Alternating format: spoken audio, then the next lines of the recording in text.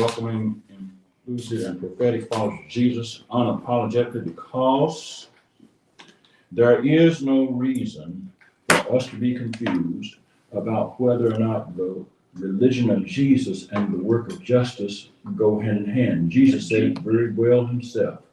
He was asked what was the greatest commandment. He said there's only one of them: love God with your whole self and love your neighbor as yourself. And that is a conjunctive operation. It's one commandment, not two. And so loving God and loving justice are one prime directive that we have as followers of Jesus. Glad to have you in our ears, and glad to have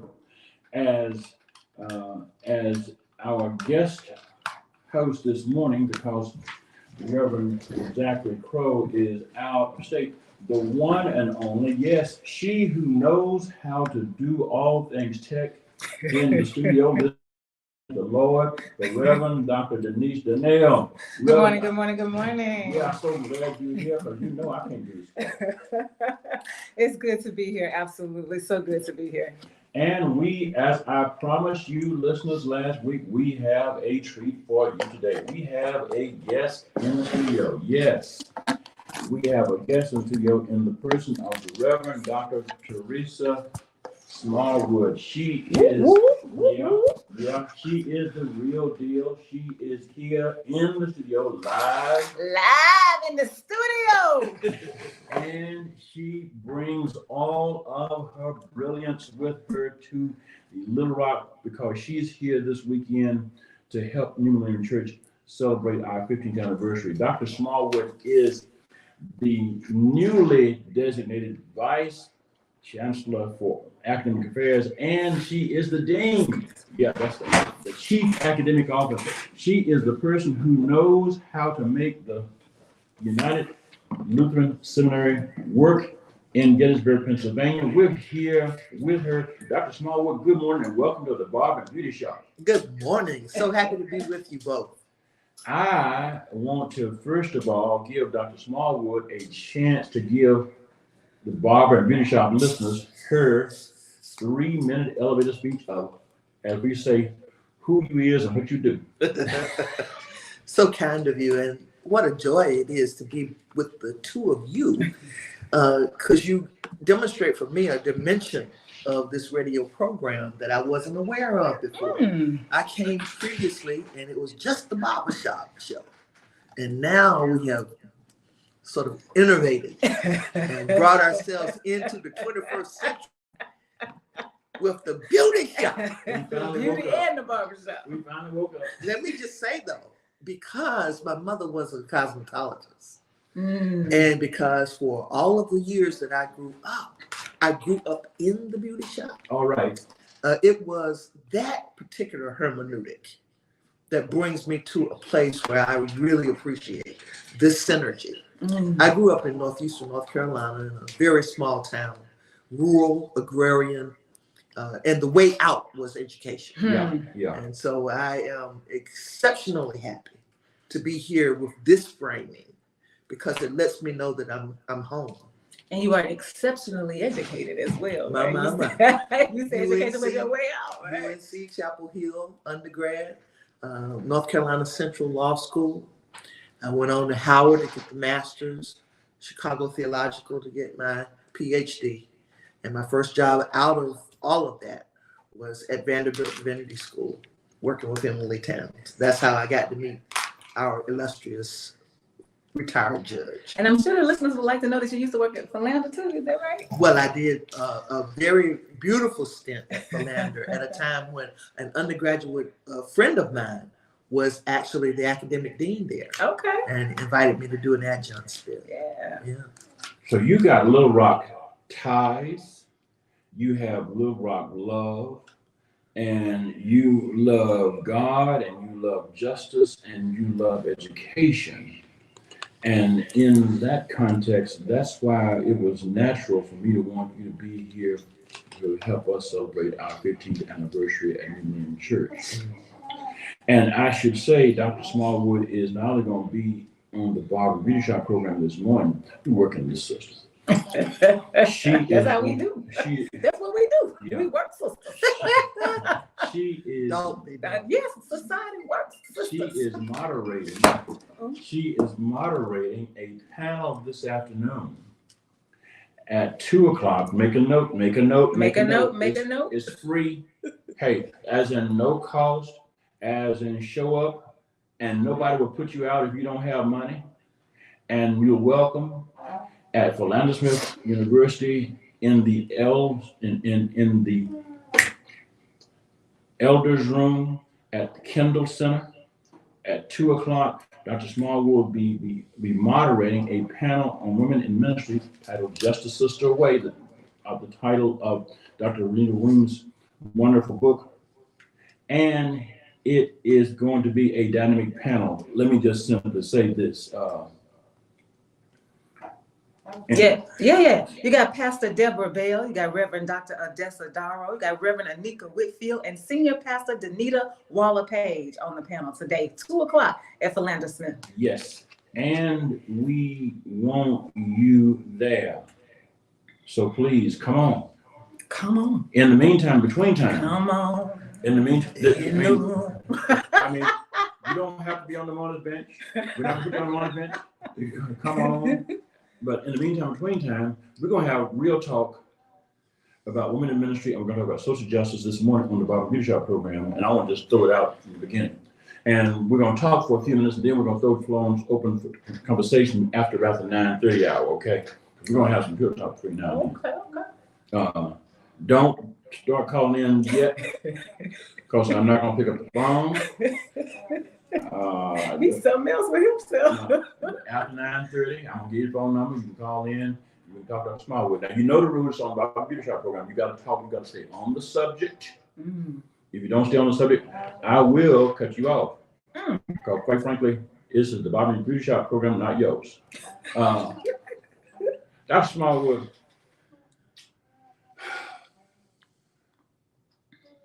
We are dealing with. Now, listen, we haven't put it down. We're dealing with a radically hateful scenario in this country and world where religion and hatefulness have not only shook hands, but are actually parading and demanding to be treated as respectful. And I want to know how you see this in your position as dean, and I should say you're also professor of public theology at the school where you lead. So how you see this? Well, first of all, we have to acknowledge the cyclic behavior of this. The church proper has always participated in this particular way of being. So all the way back to the Puritans and the idea that somehow this was a chosen nation for white supremacy. That seems to have been a real trope throughout the history of America. But what we're seeing now is a much more divisive cycle of this. And it is an intentionality that we cannot ignore. We're beginning to see the dial back. The children, the grandchildren, the great-grandchildren of those who wanted to fight for enslavement, which is why I live in Gettysburg, Pennsylvania. These folk are now rising up and establishing that somehow or another the South really didn't lose. And we have a structure in place that says we can go back. And guess what we'll use? We will deploy religion. We will deploy Christianity as the weapon to keep people, to move people back into the cotton fields, literally. And so what I find is that education is very key, but more particularly theological education, because a lot of our people have had little pieces broken off, but do we really have the truth? And we have continued to enslave ourselves by using the mantra of this Christian nationalist concept to make it seem as though we have freed ourselves, when in fact we have really begun to show ourselves more and more shackles. If I could, Go. would you contextualize for us the we? You said we continue to. Right? So for me, it is a we that is a very comprehensive we, a pluralistic we, and I'm speaking of folk who claim Christianity. Okay. All right, and I say that because So that would be you. It would be we, me, you, I. Mm-hmm. It's everybody. Mm-hmm. Everybody who claims a particular concept of Christianity is complicit in this notion that empire and the Christian principle walk hand in hand. This is the same ideal that would allow someone to put the Constitution in the Bible. Yeah. And then put his name on it. As though he wrote it. As if he wrote it, and then sell it and suggest that people who have crosses over the big buildings where they worship have an obligation to buy it and then teach from it. Go ahead, Doc. No. You are absolutely right, and I'm so glad you asked for the contextuality, because it is in the contextuality that we have the capacity to do what the Bible talks about, and that is to literally be precision oriented when we divide the word of truth. You know, if we don't approach that word in a fashion that allows us to know, we have to separate the marrow from the bone. But how is that possible, though? If you're talking about the importance, you started out talking about the importance of education, and then you went on to say, well, wait a minute, I'm talking about the importance of also theological education. Yes. We got to rightly divide the word of truth. But many of us attend churches with pastors who have not been taught. They have not been taught the skill of, let me see. Hermeneutics. Yes. Critical and hermeneutics. exegesis. Like, so they don't have those skills. And yet those are the ones who are dividing this word for us. So how do we move to that place without the teachers that are equipped to help us move there? Well, the reality is we have a need now to develop a discernment that allows us to figure out where to be and who to be with. You know, my own experience in the Baptist church, I grew up Baptist. They say I was, you know, born Baptist, bred Baptist, and when I die, I'll be dead Baptist. No. What I will be is free. Sure enough. And that level of freedom comes because you develop that spiritual desire for a maturity that allows you to see when something is coming at you that's absolutely deceitful. There's a reason why the word itself says, when you really see defeat, the angel of light is showing himself as though he has the truth. And this is why somebody can vote for a person who claims he's the chosen one. When in fact we know that is nothing but the Antichrist. So what we have then is a real reality check. You know, are we following false prophets? Are we in places where people are just simply entertaining us? Are we dealing with a word that frees and is liberative, or are we trying to continue to shackle folk? Because I was shackled. You know, people would see my gifts and want that. They'd see my capacity to pay money and want that. But they didn't want me. I was Leah in the process. You know, when Rachel was who they wanted. Right? Well, we're getting right on into it. James Cone called that people having a borrowed theology as opposed to an authentic theology.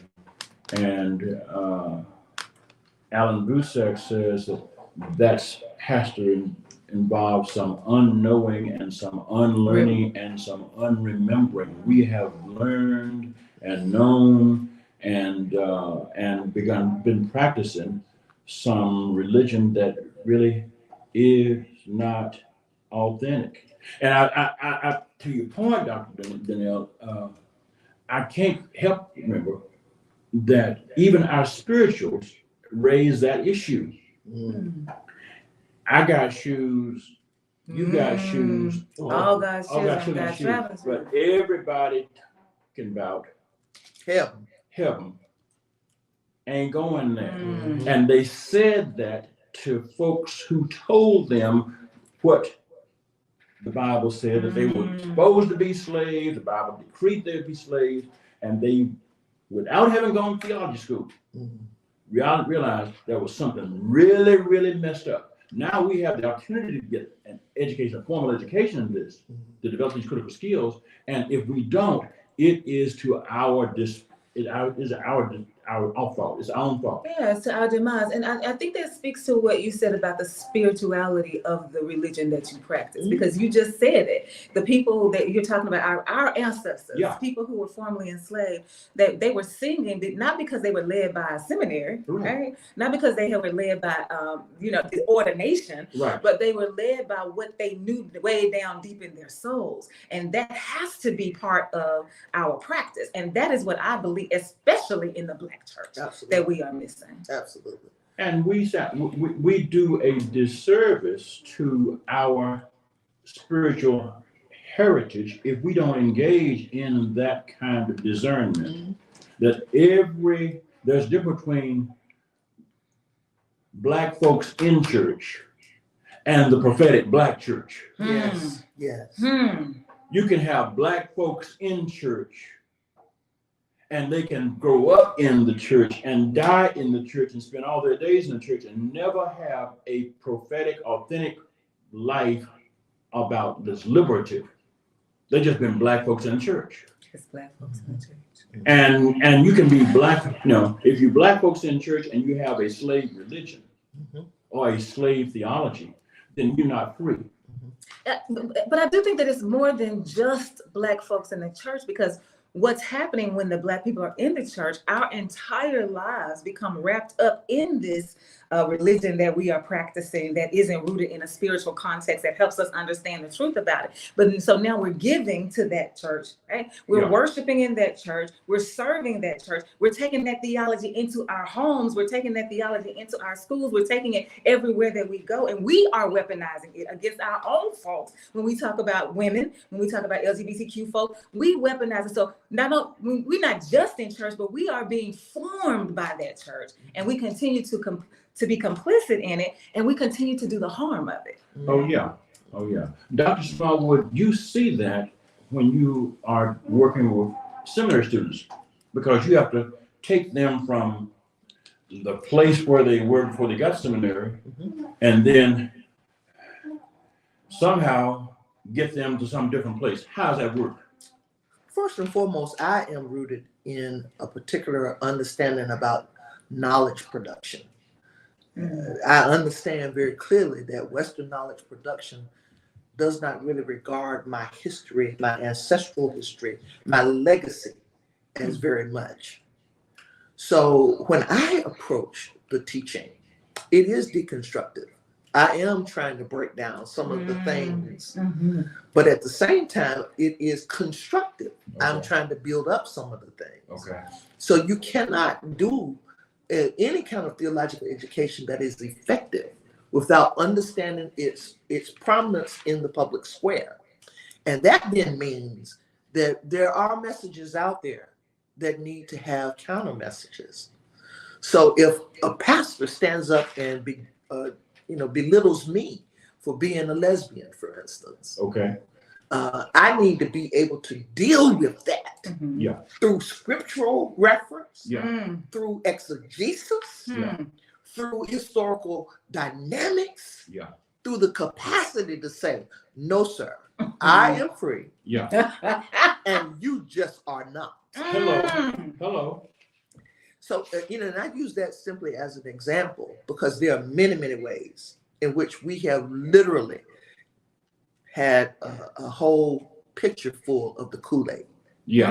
So when you think about the geopolitical landscape right now, and we look at, for instance, our homeland and how it's being literally used for the purpose of geopolitical escapism, it lets you know that this is a global issue, right?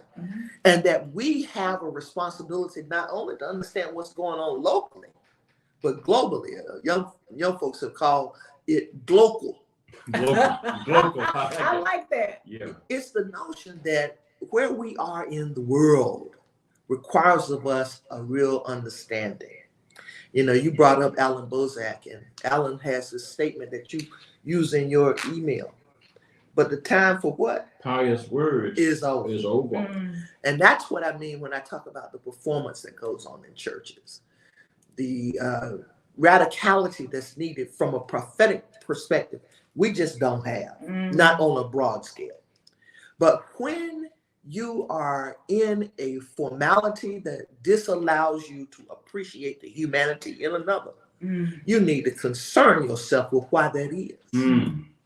Well, I want to know, based on your position as the dean in the seminary, when I went to seminary, when you talk about the production of knowledge, right? When I went to seminary, I had an entire theology in my head, right? I'm a cradle Christian, so all of this. The very first day of Old Testament, my professor said, God is a character in the hands of the writer. And right there, I was like, wait a minute, you going to hell. So that right there, so I began to write my papers to try to save his soul. But what he was doing was deconstructing so he could construct, right? But when I realized that what I thought I knew, I couldn't hold on to anymore. But I had not yet learned enough to know what to hold on to.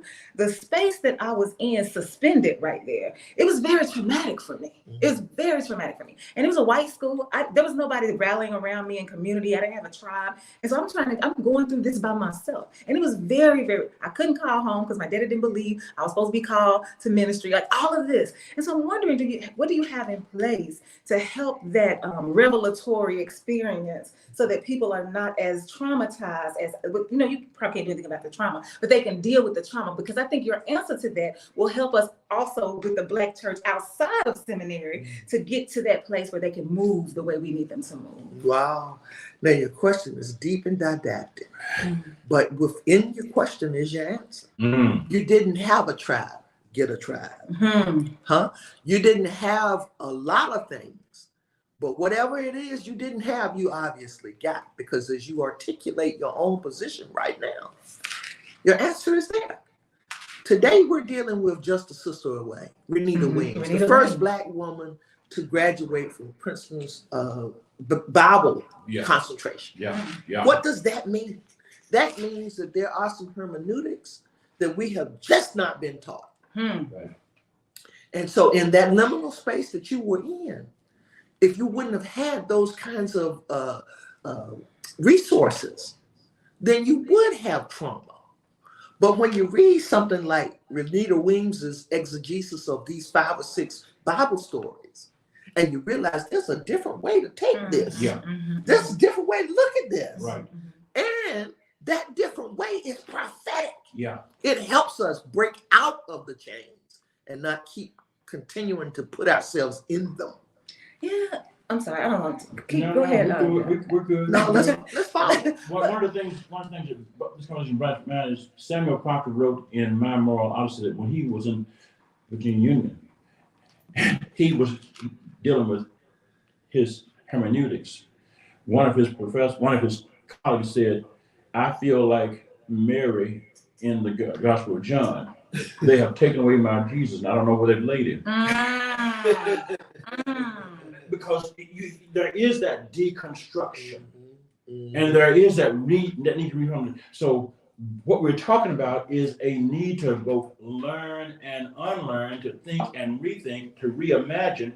And unless those of us who lead congregations are willing to do that, people in congregations are never going to get free. Because that's what I'm thinking. That's what I was thinking about. Because really, with this book, Just a Sister Away, and the way that Renita Williams is telling the stories that have not been told, right? The stories that deserve to be told.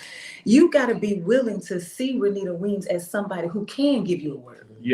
And so with this theology that we have, this Christianity you talked about at the very beginning, that allows you to hate somebody, right? Your theology allows for it. And so if women are the ones that you hate, Mm. If whoever it is, whatever they look like, if that, then you can't receive. Mm. And so I'm back to the question of how do you get us to the point where you can say, no. Even this woman, even this child, even this lesbian, right, can speak a word to me because God uses everybody, right? Mhm. At least that's what we say. That's what we tell. And so again, I feel like we keep coming to this impasse where people need to be able to know that there's a different way and that they can receive it and they won't go to hell for it. Mhm. Well, that is where a lot of people are still locked in. Mm-hmm. And there is a need, I think, to be very, very careful because, folks are vulnerable. Mm-hmm. And what you believe, how we deal with our own belief systems, and how we manage those can make or break folk. Hmm. So I'm not trying to send people, into that kind of trauma that disavows their belief system. Mm-hmm. But what I am saying is open your mind to the possibilities. You just said that in Hotel wrote, free your mind and your butt will follow. Okay. Well, yeah, Okay. yeah. Yeah, Naeem Akbar tells us that we have to break the chains of psychological slavery. Yeah. And those chains, some of us don't even realize are there. Mm-hmm. So, I look at people like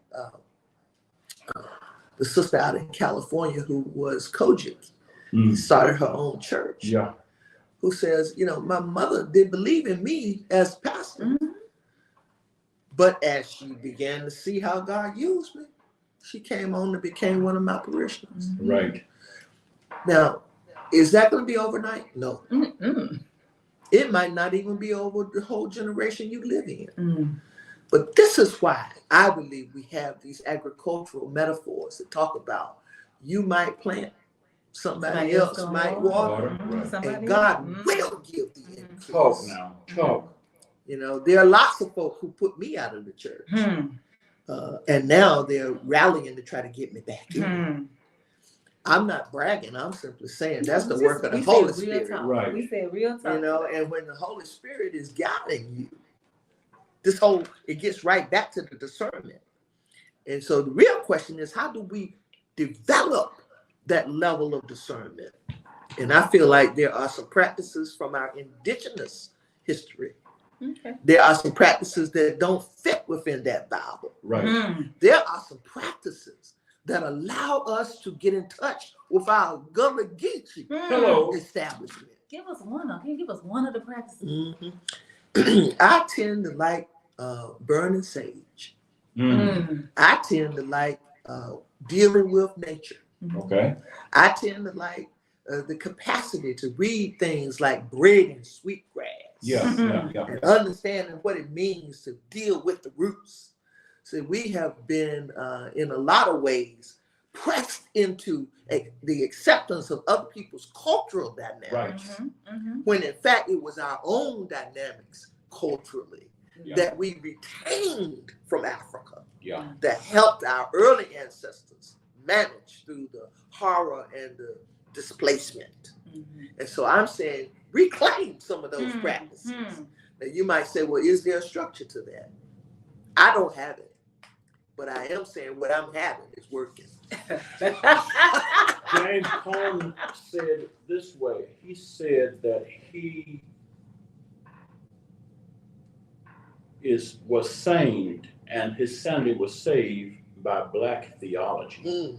He went to seminary school, but his sanity was saved by Black theology. I dropped out of seminary because I could not, in my own good conscience, stomach the thought of being credentialed by the same system that sacralized the enslavement of my ancestors. And so it was outside seminary I ran into James Cone. It was outside seminary I ran into Renita Williams. It was outside seminary I ran into Henry and Ella Mitchell. It was outside seminary I ran into Samuel Proctor and Gardner Taylor. Henry Howland Garnett. It is outside the seminary that I am learning to the ability to critique scripture as a series of narratives about one culture's perspective on divine. Or as our friend Valerie Griffen says, when she teaches Old Testament, she said, this is not the word of God. Mm.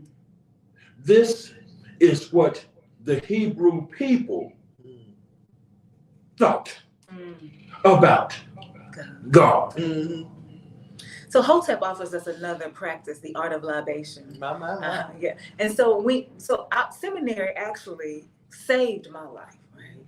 And so I love the fact that we all have these different stories about the same experience, right? Going to seminary, but it saved my life because it was what made me say, "Oh, what I thought I knew, I didn't know." Okay. And so now I got to figure out what it is. And so seminary taught me that it's not about the Bible stories. It's about the tools that unlock the story. You give me the tool. I don't care what story it is, whether it's in the Bible or out. And so I can see Renita Weems and say, this is sacred. Yeah. I can see this here flesh, Cole Arthur Riley, and say, this book is sacred. The Bible is not, I'm not saying don't call it sacred, but it ain't the only sacred book. Right. But I can only say that because I went through the experience of saying, that's why I keep pushing this process of saying, you got to get past what you think you know.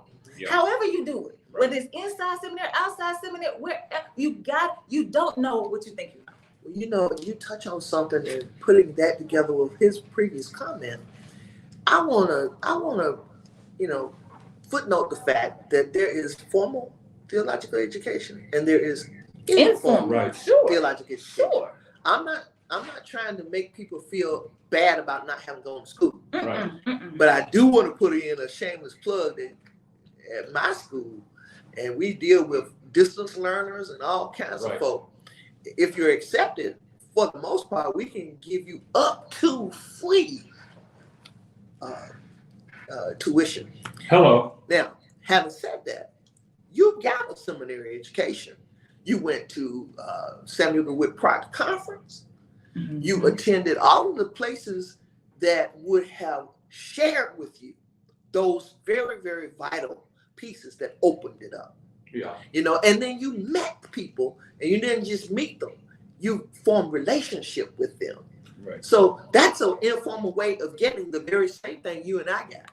Seminary helped me too, because I had never in my whole life heard of Audre Lorde until I went to seminary. Oh, right. Really? And when I got in Dr. Alton Pollard's religion and social justice class, and became aware of all of the body, the corpus that she had presented, then I understood the importance of a Renita Weems as just a sister away, right? In context with a sister who is an outsider, right? So sister outsider and the sister just a sister away needed to meet. Yeah. And they needed to meet inside me. Right? Yeah. And so, Audrey helped me understand very clearly. And somebody even said, well, why would you be reading Audre Lorde in seminary? You would read her for the purpose of opening your mind for the liberation. I promise we're going to start taking calls, and I got the phone calls. Lighten up. 501-433-0088 is the number, and we got our first caller. You are on the air talking on the Barber Beauty Shop program. Dr. Teresa Smallwood, Dr. Denise, Donnell, and Wendell Griffen are here. Good day to you. Peace and blessings to everybody. Hey, how you doing? I feel like a champion. How about y'all? Doing fine, doing fine. What's your question? I got a three-part question. I'll make it quick. Somebody has said the key to unlock stories that's in the Bible. Could that be explained? And second, does the Bible have an esoterical element to it that we can search out to find?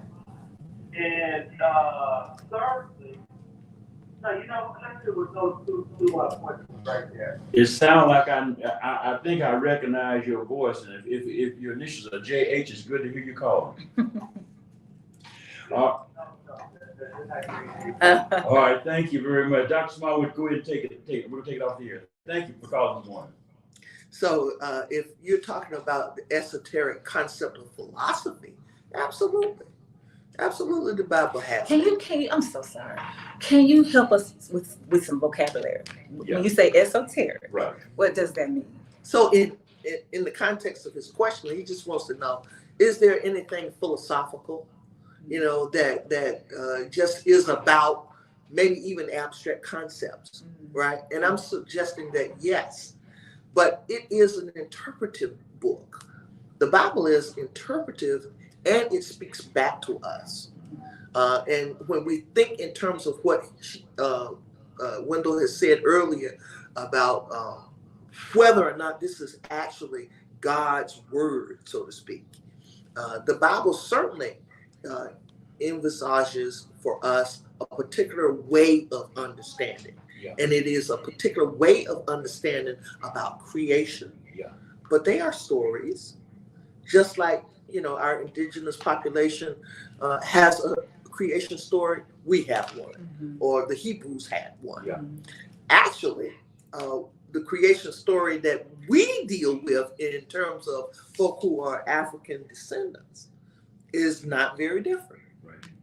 And so we have the capacity then, from a philosophical standpoint, to deal with all of that. Well, if I can push his question a little further, is it that this philosophical understanding that the Bible offers, is it just for certain people? Has God decided that there are only a few who will be able to attain this kind of understanding of who God is? Well, now, if it were for just certain people, then most of what we have as a codified book wouldn't apply to anybody other than perhaps the Hebrews. But the codification didn't happen by just Hebrews. In fact, there were, as we call them, patristic fathers who were all African. Yeah. Yeah. Now, when you say codification, break that 50-cent word down. Well, how the Bible became a canon. How we got it these became books. a How we book. got these These books. particular- How we got Yeah, these you know, books. so- These particular books. Yeah, so Because Because there there's a are whole bunch of books. because there's some books that, over the process of discussion, Were were left not out. included. Right. Left And out. some books only got in by the skin of their teeth. And so, and of course, some people have Bibles that have apocryphal data, Yeah. but that's not the canonized Right. Bible. The other piece to think about is the fact that if you read the Bible without knowing something about what was happening historically, if you haven't looked at some of the historical data, Right. then some pieces will be missing altogether. Well, I think that speaks to the first part of his question about exegesis. Like, how do you get the tool? What is the tool? The tool of exegesis is that you're going to make sure that you look at every single thing that was happening in the context of the story. Right. Who were the people in this story? What was their culture? What were the laws that governed their land? What was their language? And then you have to learn the story from that perspective before you can then apply it and make it relevant to your perspective. And a lot of times, so that's what exegesis calls you to do, to make sure that you dig into what is happening in the pericope, in the text that you have chosen for your, whatever you're using, your sermon or whatever that is. Right. But that oftentimes does not happen. And I like to say this, it is the responsibility of the head theologian in the congregation, whoever he or she is, to make sure that goes on. But if he or she is not able to do that, or is unwilling to do that, that's when we begin to get this, let me just say, slave religion. Got another phone call coming on? Some might call it biblical literalism, Yeah. right? Yeah. But the bottom line is, think about Paul, who tells one of his. Hold on, just a minute. Hold on. We're going to think about Paul. I think he has. I'm so sorry. Got a question from you. Come on, thank you for holding on. You're on the Barber Beauty Shop program at 941. Talk to us this morning. Hey. Hey, hotel. Hotel. Well, I just want to put this against some things like that. When you say something canonized, that usually means it comes to the Roman Catholic Church. Yes? Yeah. And you look at the over 60 councils throughout the ages, you can find them out there all the time to see how things came about it. To go to the last comment that the caller made, there's knowledge then there's exoteric Right. knowledge that is hidden and knowledge that is revealed. Right. But my question to Dr. Smallwood is, and I ask Denise this all the time, Jesus wasn't a Christian. Jesus was a Jew. True that. True that. Why we practice Christianity? Dr. Smallwood, take it. Well, And I leave it at that. I All right, love it. Thank I you, love Father. Thank you. it. I love it. Jesus was not a Christian, That's right. And God is not a Christian. but he wasn't a Judaizer either. Right. What we have is Jesus saying, to Peter, what do people say I am? What are they talking about me? And Jesus, Peter's answer is, you are the Christ. So the Christ in Christianity is what we're talking about. Right. But more particularly, what Jesus says is, that is truth. And it's on that truth that I build my church. And it is that particular truth. See, Peter's name means rock, right? So it's on the rock of that truth that I'm the Christ. And that is what the Christian is supposed to be modeling. Not all of these doctrines and dogma that push us into those frames where we decide who can be in and who can be out. But in fact, a frame that suggests that where I am, when you find me, then you find liberty, the freedom to be. Hotep also sent in another practice. We were talking about the practices that you named, the committed practice of affirmation. I also have a question for you, Reverend Dr. Smallwood. Did I hear you say free seminary, even with distance learning? That's Yes, from Reverend Dr. Nika Whitfield. Did you say Yes, I did. for people like us who already have some level of education? Yes, I did. She said, yes, she did. yes, she did. Now, I want you to go back to Paul. You heard it on the Barber and Beauty Shop program at 9:44 in the morning on the first day of June 16th. Dr. O'Leary, thank you for asking that question because it gave a chance for Dr. Smallwood to doggone double down on that plug. Sure enough, go ahead. Now go next to keep us on now. Next question. Come in. Yes, because we stopped you before the call because you said, let's Paul. Sure. Deconstruct Paul. So the whole point that I wanted to make around this whole canonization versus canon versus this codified Bible we have, when Paul makes a comment to one of his followers or one of the people that he worked with in his ministry, bring me my cloak. Yeah. And then he says, and bring, talk about it now, Yeah. my parchments. What we have in those parchments is a true understanding of why we can't idolize the Bible. There you go. We cannot make the Bible an idolatrous element, because Paul's parchments were his writings. That's right. These were the things that came up and out of him. And many of us have limited ourselves to this Bible. Yes. As being the only way that God has spoken. Well, because it is defined for us as as God's word. Like this is the inspired word of God. Right? Yes. Well, but then remember where we got that from. Yes. Remember where that came from. That came from that same notion that said that their word was truth. Yeah. And therefore, they say this is God's word. But as we know, the prologue of the first or the fourth gospel says, in the beginning is the word. But the word is God. Is God. The word is not literature. The word is not canon. There you go. God is a spirit. And they that worship. And way that worship the spirit, that's not a book. Oh, excuse me, I'm sorry. I'm sorry. I think your phone is ringing. The phone rings. So come on. Y'all call, because I want to talk. I think it's not ringing. You're on the Barber Beauty Shop program. Go ahead and talk. No, it wasn't ringing. Oh, well, I see it. Maybe it's the beat. Well, okay.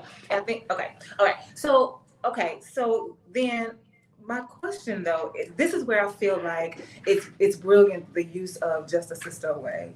Because what Renita Weems is saying is that I want you to take another look at these stories, Right. because the way that you read them in the Bible is because they're told by Yeah. white men. Well, That's right. men. Men. Men. Okay, they talk about men, and now in the context of the way we have modernized Christianity, is we would be white men, right? And so, if you're a man, you don't even know the woman's perspective. First of all, you don't feel it, you don't know it, you don't experience it, and so you can't tell it, right? And then if we talk about the patriarchy in the Bible, then you refuse to tell it because the woman is inconsequential to you. And if you are a woman, if you have internalized and embraced that patriarchy, Absolutely. then you are incapable Okay. and will refuse, not only refuse, you will resent not only any rethinking of that, you will resent anybody, man or woman, but especially a woman, who challenges that way. That's right. And so Renita Williams, when she says, okay, let's look at it from this woman's perspective, and then begins to tell the story, if you are able to then say, oh, wait a minute, wait, let me think about it. If you are just able to say that much, oh, wait, let me think about it. That's when I believe you receive salvation. Amen. That's what I think salvation is about. I don't think it's about being slain in the spirit and being covered by the blood. I think it's about being able to receive a spirit that says you are free and open to hear my word from wherever it comes. Yes. And let it do whatever it's going to do through you. Do it. Right. Do it. Let it do it. Yeah. As Jesus said, you have heard it say, but I say. Mm. We've got 9:49. It's 11 minutes for the hour, 10 o'clock. And yeah, we're still talking to Dr. Teresa Smallwood, who is the dean. She is the head honcho at United Lutheran Seminary in Gettysburg, Pennsylvania. And she is here with us in the studio this morning on the Barber Shop program. She's the guest of the New Living Church as part of our 15th church anniversary. Dr. Smallwood, so glad to have you. Dr. Denise Donnell is our guest host this morning. I want to tell you, you can still call at 501-433-0088. Glad to have you call. And I do need to do this plug. Thank you, New Living Church, for sponsoring the Barber and Beauty Shop program. And thank you for inviting Dr. Smallwood. Dr. Smallwood, thank you for coming.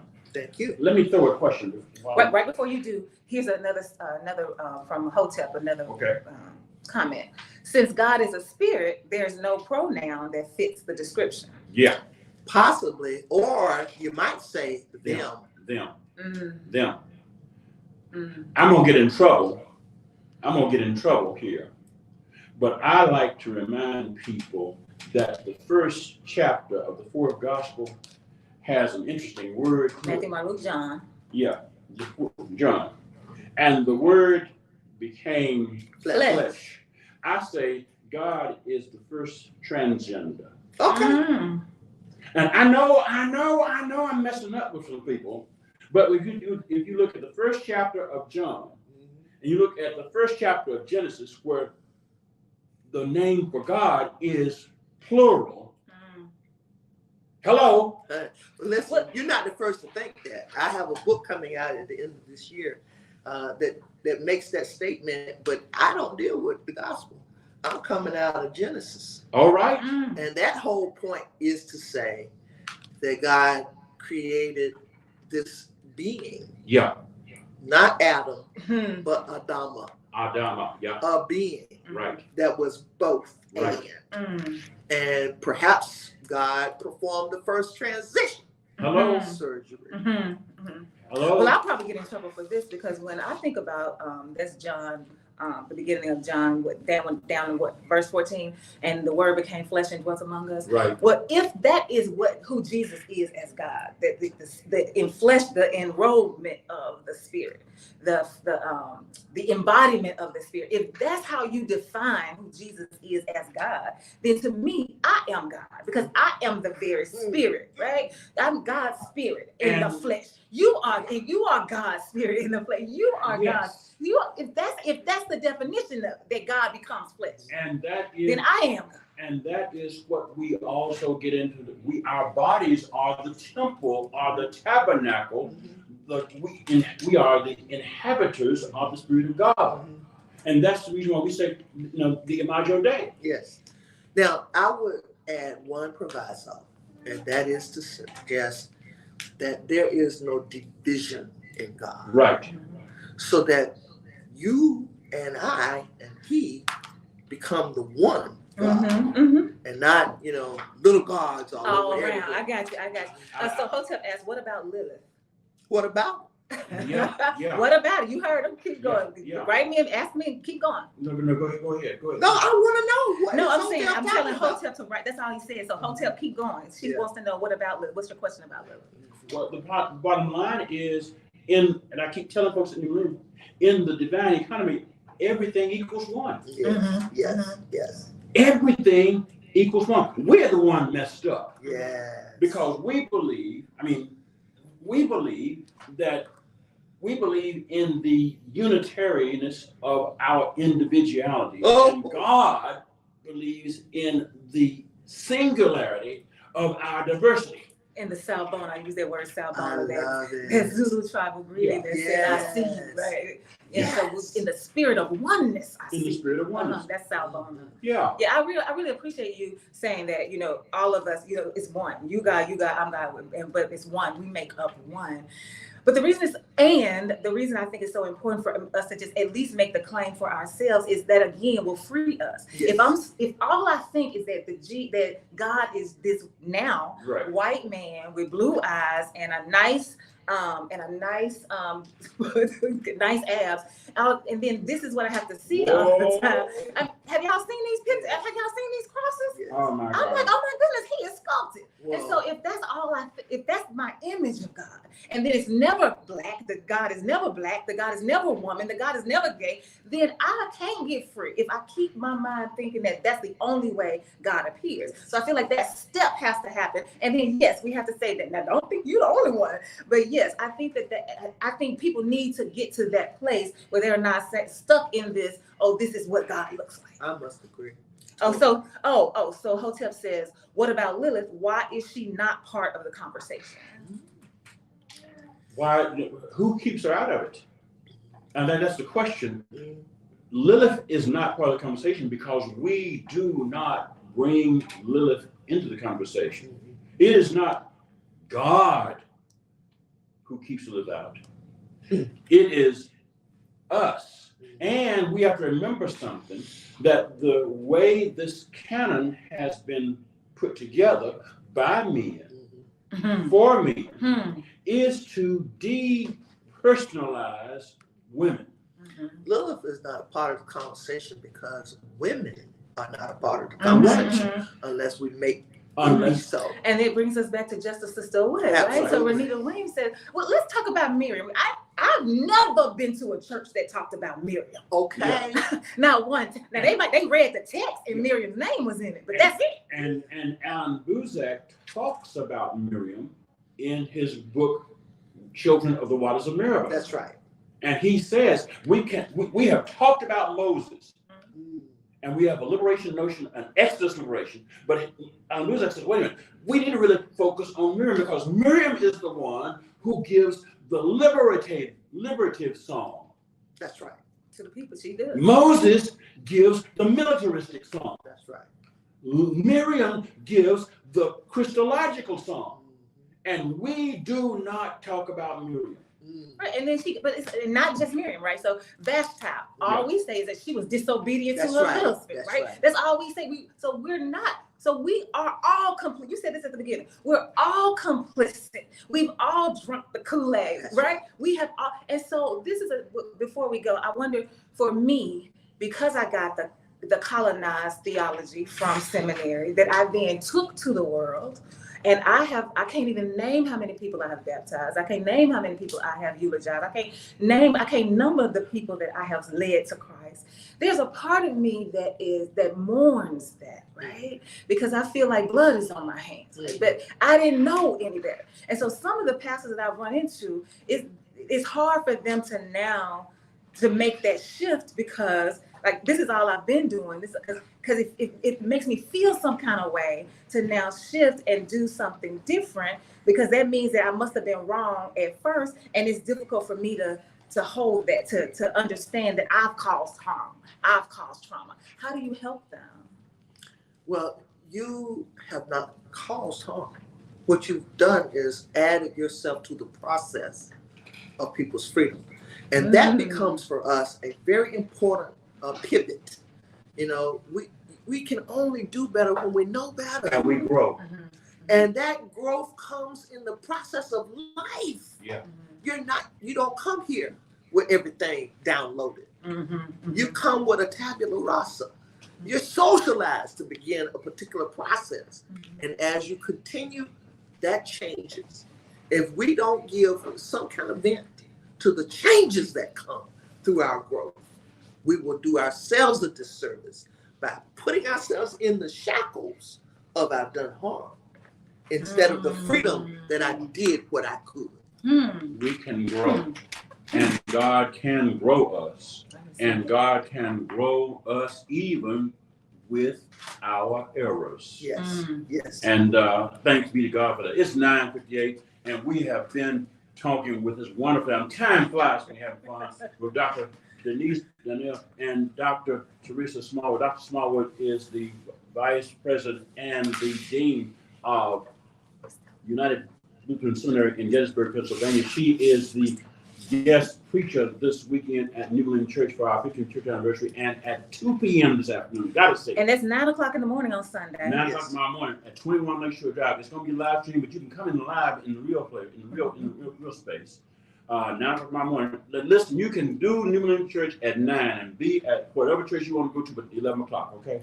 Can I get there at 10:30? You can get no, you get there at 10:30. We are. No, I'm saying I got to get somewhere at 10:30. Can I get to my place at 10:30 if I come at 9? Yeah. We're going to do it. Let me tell you this.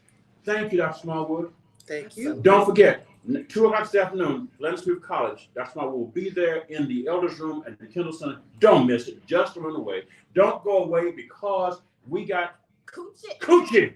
Oh, hey, he is in the studio. Don't you go away. Don't touch that dial. And please let me say this. I'm on my way to Pyramid at 10:30, y'all. So y'all come and sign this petition for the Arkansas Abortion Amendment to get it on the ballot for the people to decide. We're going to have the petition at New England Church tomorrow at Church 2. Yay. Thank you. Thank y'all for listening. That's why thank you so much for being on. Thank you so much. Thank you for having me. Look forward to being with you the rest of the weekend. Can't even wait. All right, y'all. We are out of here. But don't you go nowhere because